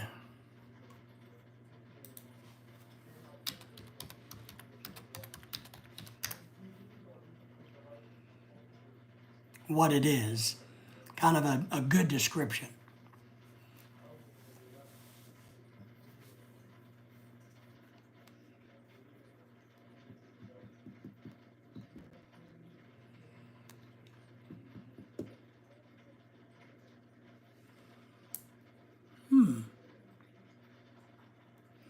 French cheese, cremoly cheese. It looks almost like a cheesecake.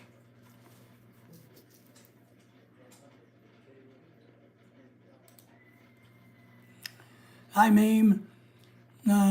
Connected to your channel. Thank you for doing that.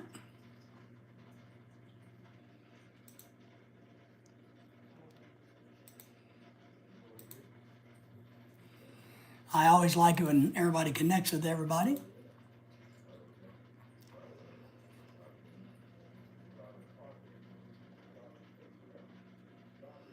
All right, so cremoli refers to the lush, oozy layer that develops beneath the rind of soft cheese as it ripens.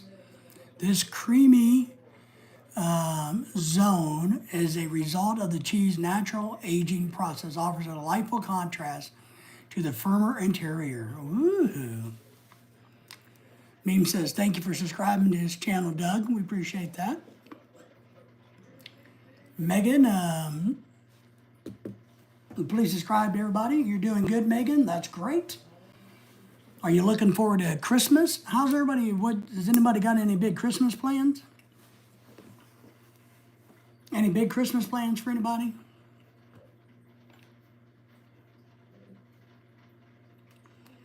We don't have any big Christmas plans.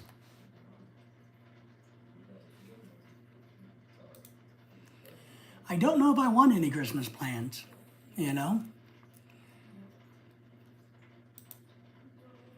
I don't know.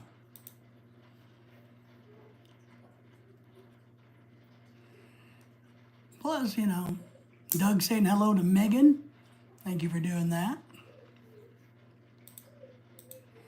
We aren't necessarily a grow channel, but we are happy to help people grow their channels if we can while we're doing this. I got to get back in the habit. One thing I'm going to try to do is I'm going to try to start getting up in the mornings. You know, it's winter time, so I don't like to wake up early. But I like to get up sometimes and do live streams early, like 7, 8, 9 o'clock, because I have a different group of people that I live stream with in the mornings. And sometimes I do them at noontime, and I have a different group of people that live streams during the day. So it's kind of nice to go back and connect with everybody. Yes, I know. It sounds good.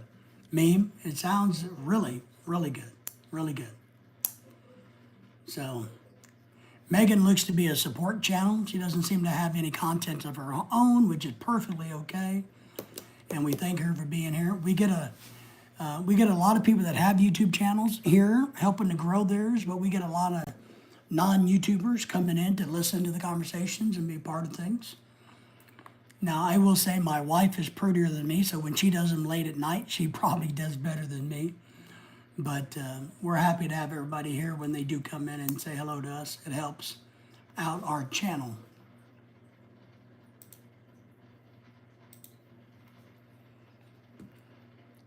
Let's see. Meme has 3 videos and you're up to 21 subscribers, my friend. And you don't celebrate the Christmas? Well, and it's not necessarily about celebrating Christmas. Do you have any, are you going to be doing over? Because I know in Germany they have Christmas holiday. So you may not celebrate the Christmas holiday, but you got any plans during that point in time? Or do you just work, you know, or study, or just hang out, you know what I mean? Because, you know, I got friends that are Muslim and they don't celebrate Christmas, obviously. And when everything shuts down for a few days during Christmas, they go and do things. They go, well, hey, you know, everything's shut down. We might as well pack our bags and go visit friends and have a good time, even though we don't celebrate Christmas. I got a lot of friends that do that. They're like, yeah, we just take advantage of the, you know, I worked with people that didn't celebrate, even non-Muslims who didn't celebrate Christmas. And they're like, yeah, college shuts down, we're out of here. You know, we go skiing and doing all these other things, and they don't do anything for Christmas, but they have a good time. So I think this year, the way things are going, we're probably going to be pretty low-keyed. A lot of times we will travel for a few days, maybe go to the Gulf Coast, do a little bit of fishing, stuff like that. But I don't know. This year, I'm struggling. I feel like I'm a little tired, so I'm not too excited about going to anywhere. Plus, we're working on our Rice for Life program, where we're raising funds to provide rice to the Philippines, the poor people in the Philippines. We trying to raise 200 pounds of rice at $1 a pound. So we're going to give rice out to 3 different locations, I think, in the Philippines. We're trying to give each family 5 pounds. And if you guys are wondering why do you care about rice? Well, and a lot of parts of the Philippines, it's kind of a tradition that to have rice on the new year means you're going to have a bountiful year. So if you got rice in your house when New Year's night comes and through the day, that means that you're going to have a very good year. But if you're broke and poor and you don't have any, then that's kind of like the signal that it's going to be a bad year. So we give out bags of rice to people so they have rice in their house. And it doesn't matter how much, but they need to have rice for the new year. And that is kind of like a wise tale, an old saying, a tradition, whatever you want to call it. But it makes them feel good to have rice in their house at New Year. So that's partly why we do that. And we're happy to do it.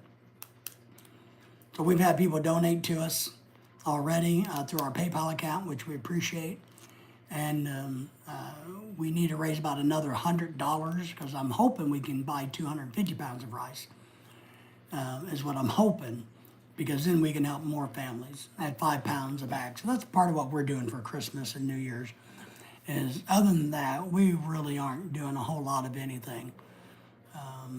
We'll probably, maybe if we feel good, we're probably going to do some day trips, maybe over to Tulsa or to Branson or somewhere. I will. I'll watch your videos. Which 3 videos? I'm going to pull you up right now. So you're talking about the one from 5 years ago and 9 years ago. I see on your videos, you got 2 videos, one from 5 years ago, Nature One 2019, Awakening, 9 years ago, and then it looks like you have one short, The Love Cruise, right? Hey, Pat, good evening, brother. How are you? Pat, I was hoping you would check in with me today.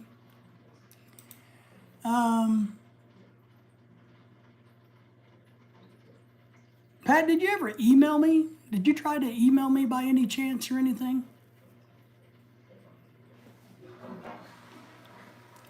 Meme saying hello to Pat.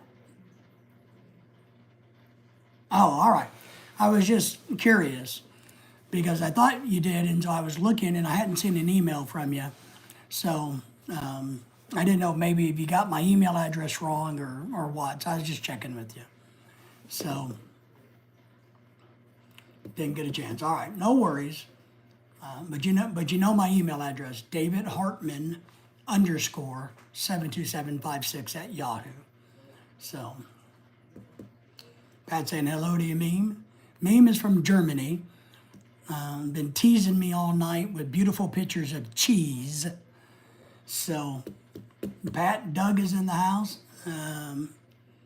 We've got a few other people. Megan may still be here hanging out. So if you haven't subscribed to the Dougster channel, please do. And Meme has a channel, Pat. So how are you doing today, Pat? And what's going on in your part of the world today?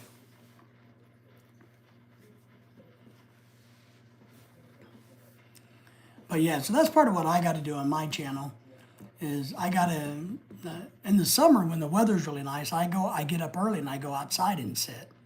And I do live streams early in the morning, and I like that because the weather's beautiful and, feels good. But when it's 30 degrees out, it doesn't work so much. Pat says he's got a stomach issue. He's having acid reflux. Well, Pat, sorry to hear that. Do you have any medicine to take? If you don't, you could try baking soda. If you didn't know that, you can use baking soda if you have any. If you don't have baking soda and medicine, you can always cut a hole in the sheetrock. Here, cut a hole. Take the paper off the gypsum, crush it down, and you can eat the sheetrock, the gypsum inside. So, I don't recommend it, but you can do it, and that helps with acid reflux. So, but but you'd be better off to go to Walmart and get some medicine if you don't have any. But I'm glad you got some.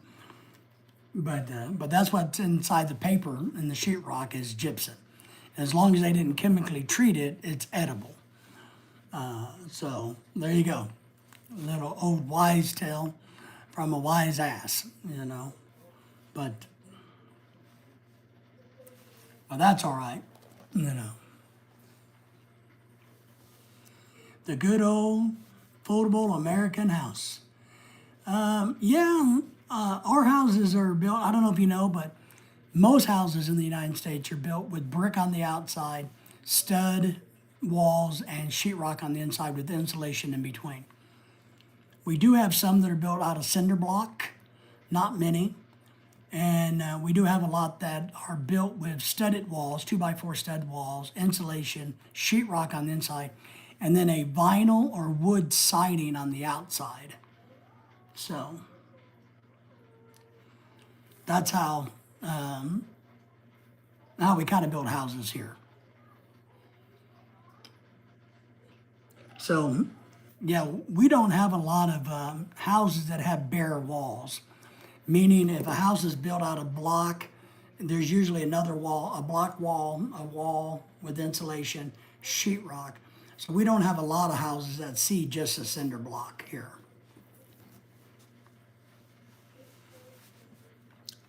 Americans are a little picky about their houses. I agree. I need one. I need somebody to donate about $5 million to me, so that I can go and purchase my house on the water. So if nobody's given me any money for that project yet, I don't know why. You know, there's plenty of people that have a lot of money. They could give me $5 million. That's all I'm asking for. But that way we can buy a house on the intercoastal waters and go fishing every day. I mean, what's so wrong with that? Yeah, I don't have a problem with that. I don't think that's a bad thing to do every day. So, but nobody has volunteered to pony up the $5 million for me. But that's all right. You know, it's okay. I'm going to remember them not ponying up the money. So I'll remember how wonderful everybody treated me by not giving me that. So, and our houses here, they're kind of weird in a sense. Dougster says, yes, he would like $5 million too. Dougster, you don't think that's too much to ask, right? I mean, look, if I was a pretty hot, sexy girl and I came on here with a tank top on, I could probably raise that money and get some idiot guy to give me the money to buy a house. But, Pat, we do. We have Texas Roadhouse here. And did you know that Texas Roadhouse is not from Texas? They started off in Indiana, I remember, right? I've only been to it once. My wife took me. I thought it was really good for the value. I thought the food was good and fairly cheap. I did. I thought it was a good deal. It's packed all the time. It's hard to get in. Ours is swamped, and they don't do lunch. So, you know. I thought it was funny that Texas Roadhouse is not from Texas. I like the steak there. Do you? Okay. In Germany, we say if you're homeless, just buy a house. Let me ask you a question, Meme. Can the average person in Germany buy a house? I mean, are houses affordable, I guess? Can everybody get a house in Germany? How much money would you have to make to be able to afford a house, I guess is my question. Is it easy to buy houses? But yeah, I mean, we just want to live on intercoastal water. I got it all figured out. I want to live on intercoastal salt water or brackish water. We need a house that has, you know, a big fenced yard. We'd like to have about a half acre or more. So an estate style home. We needed to have a nice saltwater pool, a boat dock, and place for the boat. You know, movie room would be good, billiards room would be nice. You know, a big master bedroom, a chef's kitchen, all decked out. I mean, so we're not asking for much. You know, I mean, I don't know, maybe 4 or 5 bathrooms, maybe 7 or 8 bedrooms. So, Doug, I don't think that's too much to ask, is it? But nobody seems to want to chip into my house fund.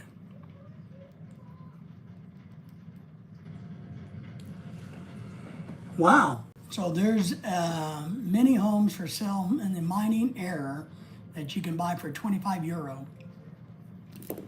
Let me ask you this, because I find it interesting, because we have cities here like Detroit that you can go and buy a house really cheap.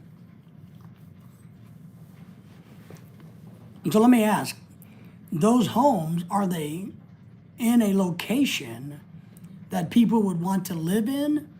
So are there towns and foods and jobs around those houses?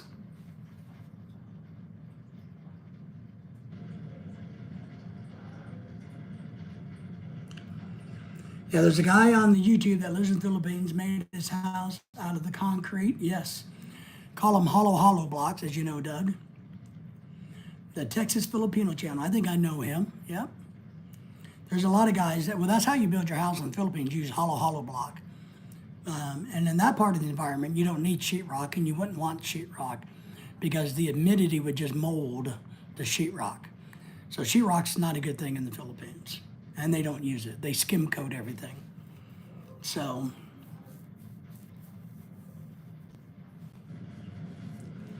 Motor City, Detroit, yeah. It's a, people don't want to live there, and you can buy a house really cheap. Dougster says, I don't need a big house. I don't either. You know, all we're talking about is between the movie theater, the pool room, the, I don't know, 4,000 square feet, you know, that's all we need. We need a really big outdoor kitchen and patio area. I live outdoors mostly. So, but if somebody's paying for it, why not? But all honesty, Doug, our house here is big enough. I don't want to live in this part of the country anymore because it's too damn cold. But if we had this house in another part like southern Alabama, and I can invest some money into the outdoor area to make it better, then we'd be fine in this house. This house is big enough. We could use a little bit more room, I guess, so that way the wife can't find me at times. You know, wouldn't be a bad thing. So, but 2,500 square feet would be plenty big. You could have because I'd like to have an office, which I have, but I'd also really like to have a hobby room, and I would like to have like a sunroom and then an outdoor area. But you get what you get what you can afford. His house isn't hollow block, it's cast concrete. Oh wow, cast concrete. Wow. That's interesting. Wow. I'll have to go back and check it out because I'm sure that he probably built it himself or had it built, was the foreman, made it done. Because hopefully, what I would worry about with cast concrete is, in the Philippines, is do they vibrate it and get all the air out of it? Is it stable? Do they put enough rebar in the walls? You know what I mean? So, because I've seen in the Philippines when they do some concrete work, you know, they're not vibrating it down into the forms. They're just kind of throwing it in, you know, and you really want it to work itself through. Well, that's interesting.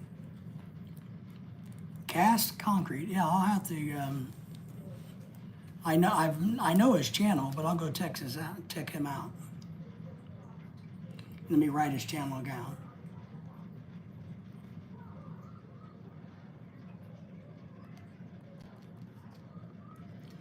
See how he did his house.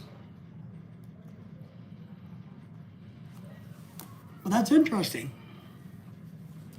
And I think hollow block works just as well. I think you just got to backfill it with concrete and and you got to do it as you go. A lot of times they want to try to fill it in from the top. I think you got to do a couple rolls, fill it in, a couple rolls, go to the, and rebar it together, and they will last forever. In Germany, we built houses from brick made of red sand lime brick. Yeah, the red brick like that is popular in America. Has been for many thousands of years, it seems. It's kind of gotten ugly. It's so common here that people paint it now. They take old houses built in the 60s and the 70s like that, and they paint over the old red brick to make them look nice and new.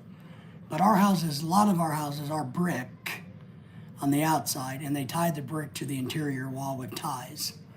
So, but the red brick is ugly. We have brown brick in this house, I think, kind of like a light brown, and I don't even like it. But, it's okay. But if we buy an older house someday, like in southern Alabama, that's built in the 80s, it's probably going to be red brick. And I wouldn't have any problems painting it, turning it to white or light gray or light blue or something. So, wouldn't have any problems with that. But we have that too here. We have the red brick, so.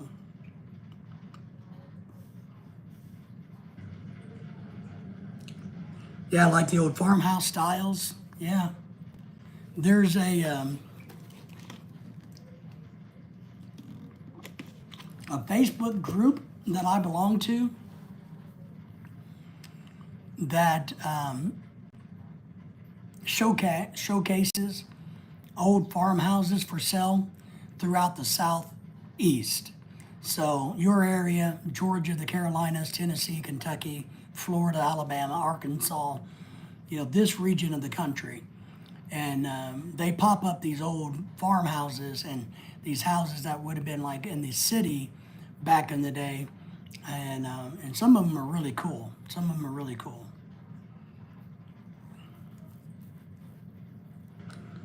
Sometimes I think it'd be nice to buy a lot and have a house built, but I don't know how cost effective that is, if that's really smart to do or not a good thing to do.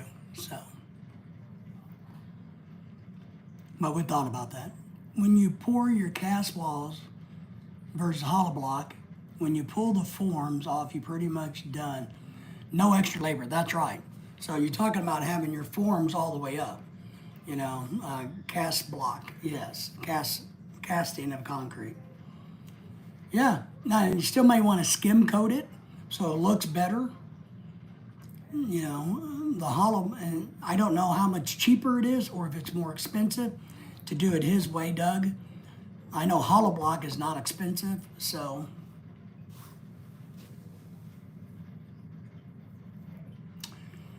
Yeah, that's common in America now too. We've gone to modern looking houses, very modern, very straight lines, very big windows, and just, some look good, some doesn't.